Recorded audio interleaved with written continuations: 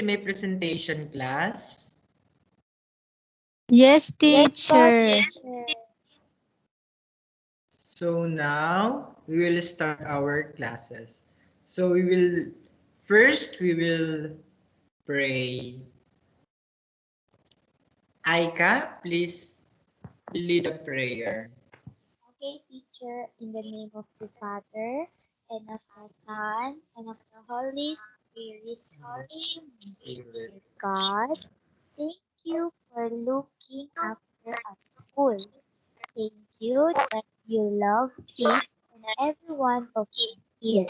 Help us to learn, play, share together so that the wonderful world you have made becomes more beautiful every day.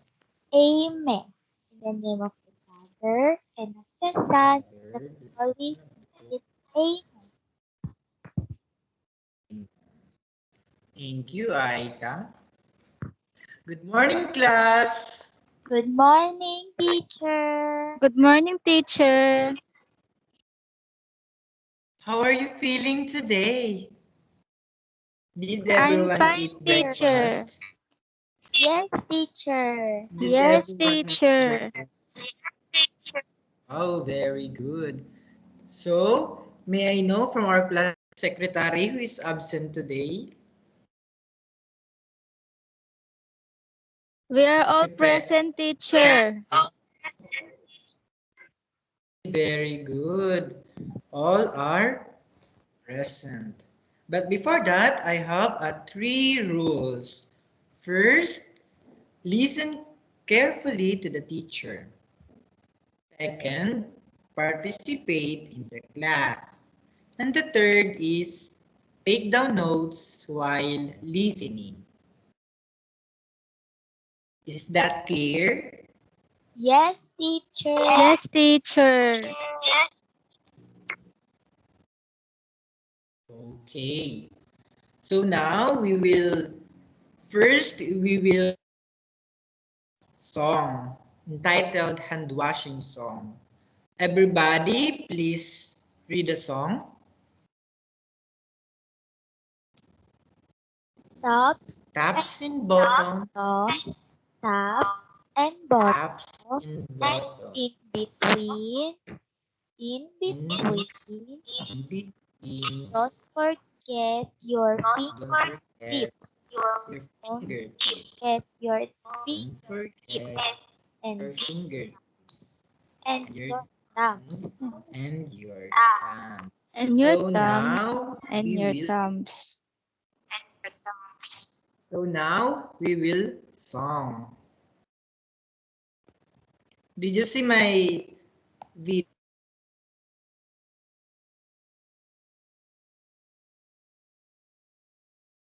Did you see my video? No, teacher.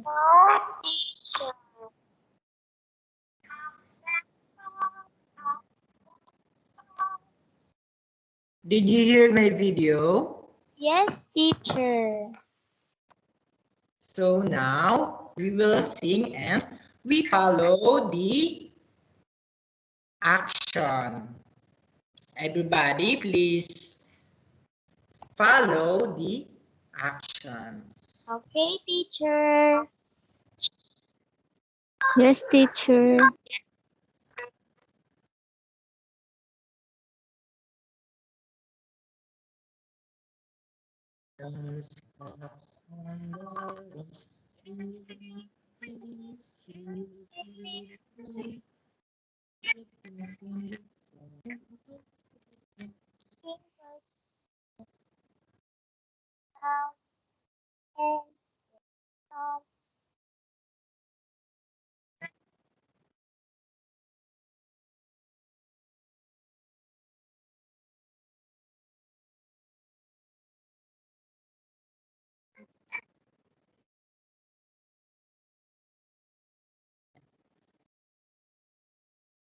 Okay, very good.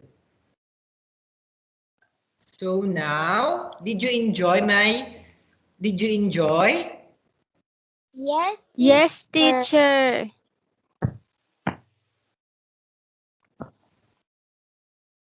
So, do you know what is the meaning of cleanliness? Yes, teacher. Yes, What? teacher. Okay. Yes, Aika, what is cleanliness? Teacher, my parents said that being cleanliness is always washing your hands, your face, and your feet. Okay, very good. May I know your answer, Catherine? Teacher, it What is means to be healthy, cleanliness? teacher, if you are clean. If you are clean always, teacher. Okay, very good. So, cleanliness is very important to us, particularly in our body. So, everyone needs to keep clean to kill and avoid getting sick.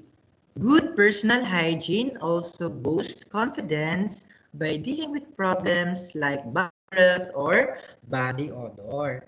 So for children, the basics of good personal hygiene are washing hands. So personal hygiene is Aika. What's the good personal hygiene? Brushing your teeth and washing your body, teacher. Okay, very good. Brushing teeth and washing body and also washing hands. So now our topic for today is proper hand washing. Washing our hands is an action that we do daily and several times a day. We are used to wash our hands before starting to touch food to cook, before eating, when we get back home. Did you wash your hands? Yes, teacher. Yes, teacher. Very good. So we will have 11 steps to wash our hands. So we should follow it. First, step 1, please read Aika. Wet hands with water. Apply enough soap to cover all hand surface. So this first step is apply the soap to the palm of the hand in sufficient quantity to cover both hands. So you will use a soup or what the other? Water. Very good. And also, what is the other option of soup? Hand washing? Gel. For the step 2, rub hands to palm. With soup in hand, rub your hands together and circular movements. Can you do it? Like this. Yes, teacher. See how a smooth and creamy lather is generated. For the step is read, Catherine. Right palm over left dorsum with interlaced fingers and vice versa. So for the step 3, rub the palm of the right hand against the back of the left hand. Interlacing the fingers, repeat this action in reverse. So we're like this. You follow me like this. Okay, Yes, teacher. Very good. teacher. Very good. For the step 4, palm to palm with fingers interlaced. So like this. Please follow me. Yes, teacher. Very good. Yes, teacher. To get the soup to reach all the corners, rub the palms of the hand together, this time also interlacing the fingers. You can interlace your fingers. For the step 5, box of fingers to opposing palms with fingers interlock. So to continue with the correct hand washing, rub the back of the left hand with the palm of the right hand and vice versa. To perform this step, keep your fingers together like this. Follow me. Yes, teacher. Yes, teacher. Very good. For the step 6, Aika, please read and show us what is your understanding. Rotational rubbing of left thumb clasp in right palm and vice versa. So, Aika, what do you do in step 6? Like Please. this, teacher. Ah, very Um, like that. For the step 7, rotational rubbing backwards and forwards with clasped fingers if right hand in left palm and vice versa. So it is time to wash the tips of the fingers and remove any residue between the fingers and the nail. To do this, rub the tips of the fingers of the right hand against the palm of the left hand in a circular motion. Repeat the action in reverse. So did you follow me? yes, teacher. Yes, teacher. Very good. For the step 8, please read I. Rinse hands with water. Yes. Good. Rinse hand with water until there are no traces of soup. You should rinse your hands. For this step 9, dry hands thoroughly with a single-use towel. So you should use a towel to dry your hands. And after that, throw it away to avoid catching residues that may be on an already used. Wash the towels, or you should separate the towels from the other towels. For the step 10, use towel to turn off faucet. So, what will you do if you turn off the faucet? Yes, Aika? What we're going to use? I will use my towel. The towel to turn off the faucet. Faucet. If you're in public, yes? Do you have a question? No, teacher. I just repeat what you have said. Public place where you cannot ensure the hygiene conditions, you can take advantage of this towel to turn off the tap. Also close the tap with your elbow. So you should also use your elbow to turn off the faucet. Where possible, to avoid touching it with your clean hands. So the other one is use your, what's that? Yes, Catherine? Use your very good elbow. Elbow, teacher. Very good. For this step 11, your hands are now Your hands are now disinfected and clean. So, hands,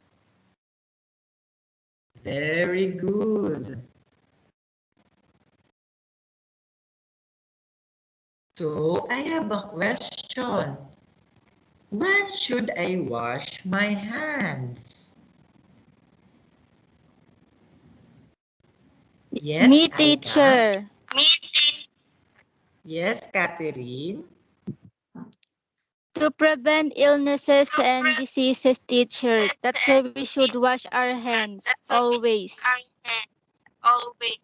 Very good. We should wash our hands to prevent any diseases. Yes, Aika. Why we should wash our hands? We should wash our hands because we remove the bacteria that we get from outside.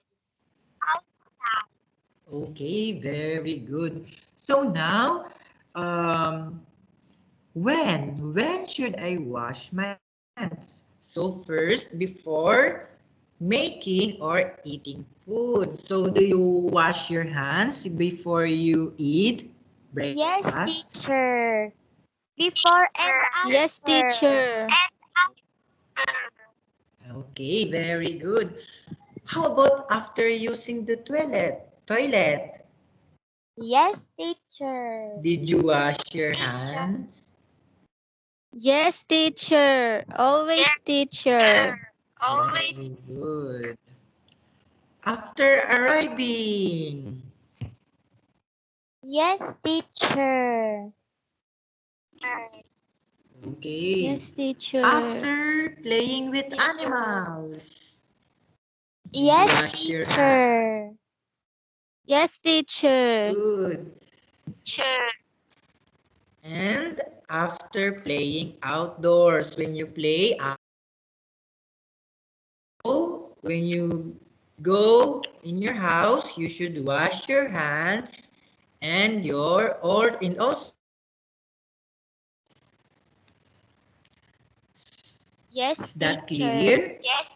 Yes, Okay, very teacher. good.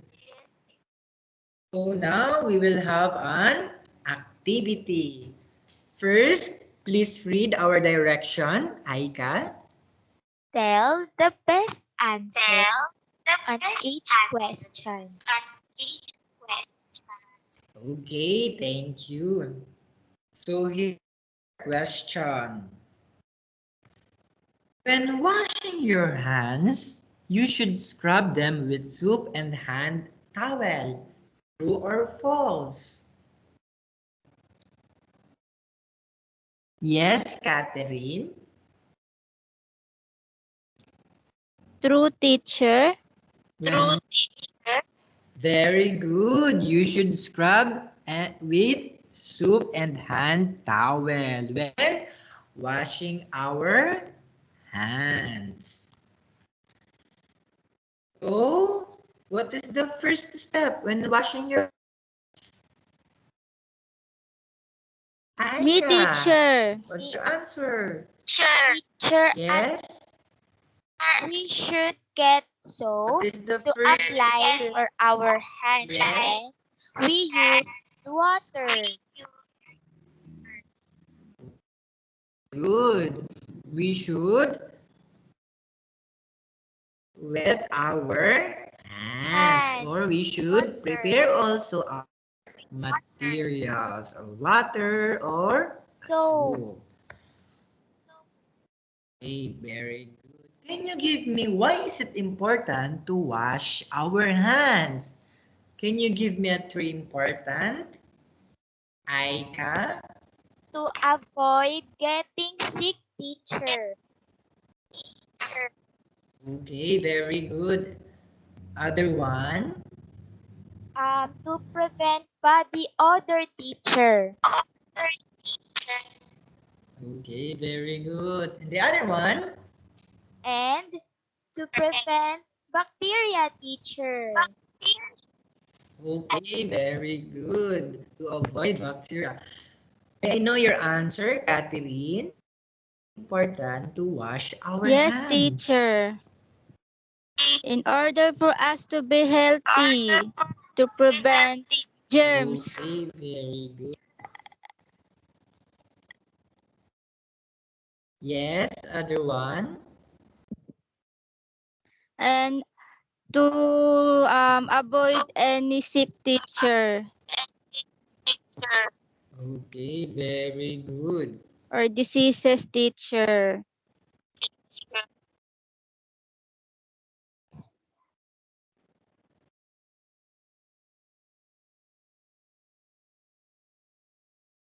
For the next question, did you see my presentation? Yes, teacher. Yes? Did you see my presentation? Yes, teacher. Okay. Is it true that we should wash our hands before eating foods? Why? Is it true? Yes, Aika? Yes, teacher. We should wash our hands before eating foods because we will avoid having bacteria. Okay, very good. We will avoid any bacteria. So right now, during the COVID-19 pandemic, hand washing is one of the most effective ways to prevent the spread of the virus and to avoid getting others sick. It is true or false? Yes, Catherine? True, teacher. Very good. So now, since we are in the pandemic, hand washing is very important. Hand washing is very effective to prevent any viruses, particularly the COVID-19. Is it true? So for your, is that clear? Any Yes, questions for teacher. our Yes, question? teacher. So for our, please everybody, please read.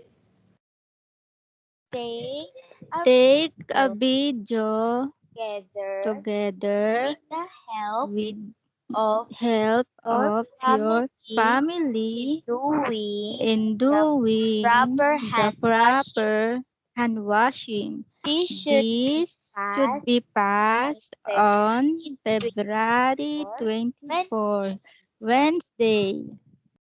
Okay, very good. Understood? Yes, teacher. Yes, teacher. Is that clear? Yes, teacher. Yes, teacher. Do you have any questions, clarifications? No, None, teacher. teacher. So, thank you for your time. And also, see you on Wednesday. Goodbye, class. Bye, teacher. Thank Goodbye, you. teacher. Thank you, Thank you, teacher. class.